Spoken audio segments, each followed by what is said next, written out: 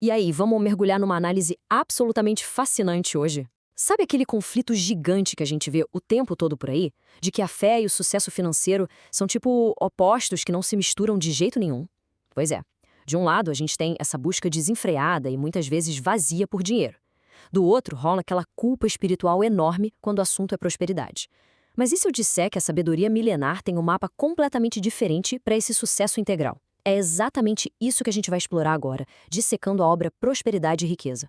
Vamos quebrar alguns mitos e entender de vez como o crescimento financeiro e a espiritualidade podem sim andar de mãos dadas. O nosso roteiro hoje é super direto. Vamos passar por 6 pontos: o dilema da riqueza, prosperidade como Shalom, escassez versus aliança, a lei da generosidade, planejamento e legado, e, finalmente, o caminho para prosperar. Então, começando pelo ponto 1, o dilema da riqueza. Lidar com dinheiro muitas vezes dá aquele aperto no peito, né? É uma tensão constante que a gente vê em várias culturas sobre qual é o verdadeiro lugar dos recursos materiais na nossa vida. A gente acaba esmagado entre dois extremos. Ou existe uma busca obsessiva pela riqueza, tratando a grana como o sentido final da existência, ou é uma culpa espiritual gigantesca, como se ter sucesso financeiro fosse algo sujo ou imoral. Mas olha que interessante. Figuras históricas imensamente prósperas como Abraão, Isaac e Jó construíram fortunas colossais sem perder a essência. Ou seja, a questão central nunca foi ter o dinheiro em si, mas sim onde a gente coloca o nosso coração. E isso nos leva direto para essa citação super famosa de 1 Timóteo 6,10. Prestem bem atenção nas palavras aqui. O texto não diz de jeito nenhum que o dinheiro é a raiz de todos os males. O pulo do gato é que o amor desordenado ao dinheiro é que é a raiz do mal. Quando o dinheiro toma o lugar do nosso propósito, sabe? Quando ele começa a ditar nossa moralidade e domina nossa identidade, aí sim a riqueza vira uma prisão terrível. E entender essa diferença fundamental é literalmente o primeiro grande passo para a nossa libertação financeira. O que nos leva ao ponto 2, prosperidade como Shalom. Bom, a gente precisa esquecer de uma vez por todas aquela ideia de que prosperar é só ter uma conta bancária gorda. A palavra hebraica shalom traz um conceito que é um verdadeiro divisor de águas. É muito mais do que um simples cumprimento. É um estado de plenitude, de paz, de inteireza. Significa estar completo. Na visão bíblica, a vida é uma coisa só, totalmente integrada. Onde tem shalom, nada falta e nada está quebrado. É uma base de saúde interna que inevitavelmente transborda e começa a se manifestar no mundo exterior. E na prática, no nosso dia a dia, como isso funciona? Tem 5 dimensões aqui. A riqueza de verdade abrange a nossa saúde espiritual, aquele equilíbrio emocional que é indispensável, a manutenção de uma família estruturada, a segurança da nossa provisão diária e, claro, um impacto social positivo. O dinheiro é só uma consequência, uma ferramenta fantástica para apoiar toda essa estrutura. Crescer financeiramente enquanto a sua saúde ou a sua família estão desmoronando não é prosperidade real. É só uma faixa, e uma faixa bem frágil. Passando agora para o ponto 3, é escassez versus aliança. A verdadeira batalha que a gente enfrenta todo santo dia começa aqui, na nossa mente, em como a gente enxerga o mundo. E isso define o nosso futuro financeiro. A mentalidade de escassez é guiada por aquele medo constante de que vai faltar alguma coisa. Isso gera uma ansiedade enorme e uma mania doentia de reter recursos. Do outro lado da moeda, a gente tem a mentalidade de aliança. Quem opera nessa mente entende que a prosperidade é tipo uma parceria cooperativa com o Criador. É uma visão baseada em propósito, com ações estratégicas e uma confiança inabalável de que agir da forma certa atrai toda a provisão que a gente precisa. E olha, ficar preso nessa mentalidade de escassez custa muito caro. No bolso, o medo simplesmente paralisa o crescimento, levando a dívidas crônicas, falta de planejamento e muita autossabotagem. Mas o custo espiritual também é devastador. A gente acaba sentindo culpa, tem uma dificuldade imensa de confiar e cria uma visão distorcida que bloqueia o fluxo de boas oportunidades. Basicamente, o medo não deixa a nossa inteligência atuar. Vamos para o ponto 4, a lei da generosidade. Mas aí fica a grande pergunta: como a gente quebra esse ciclo de medo?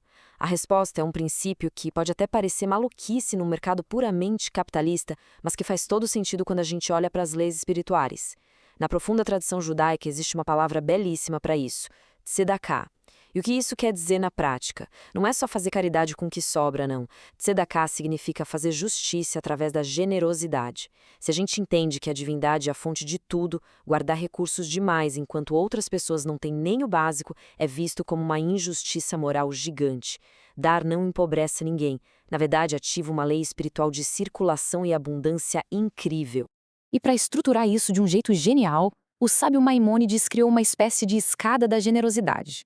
O nível mais básico, de emergência, é prover o alívio imediato para quem precisa. Mas a verdadeira transformação acontece quando a gente sobe esses degraus. Ensinar uma profissão, gerar uma oportunidade de emprego e, no nível mais nobre de todos, capacitar a pessoa para que ela nunca mais dependa de ajuda externa. O grande ápice da generosidade é, com certeza, criar autonomia duradoura. O que nos leva ao ponto 5, planejamento e legado. Para essa autonomia se sustentar lá na frente, a gente tem que entender uma coisa fundamental. A verdadeira prosperidade bíblica nunca, jamais, é vista como um acidente ou um golpe de sorte. A grandeza daquele pensamento de longo prazo, o pensamento transgeracional, é construir uma riqueza desenhada para durar várias gerações. Funciona mais ou menos assim. Os avós começam o processo construindo aqueles alicerces morais e financeiros bem fortes. Depois, os pais usam essa base não para esbanjar, mas para expandir com muita sabedoria. E, por fim, os filhos assumem a missão vital de consolidar e proteger. É pensar no futuro, sim, mas sem sacrificar o nosso presente. E para garantir que esse legado sobreviva aos altos e baixos, a tradição judaica usa um método fantástico e super prático para criar resiliência. Dividir os rendimentos em 3 partes exatas.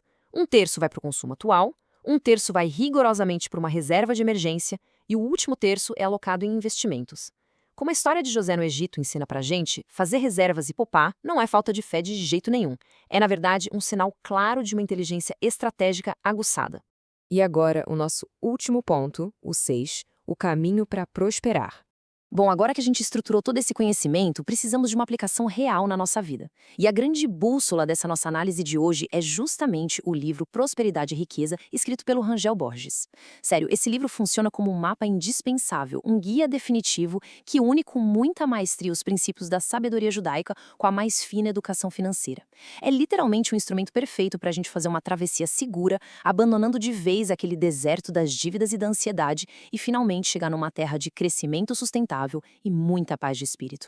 E olha, ter acompanhado essa nossa explicação até aqui é um excelente começo, com certeza. Mas a verdadeira virada de chave exige profundidade. É por isso que eu bato nessa tecla. Foque em como prosperar de verdade comprando e lendo esse livro. Para quebrar aquelas crenças que te limitam e mudar completamente a sua rota financeira, a nossa recomendação é acessar agora mesmo o link da Amazon.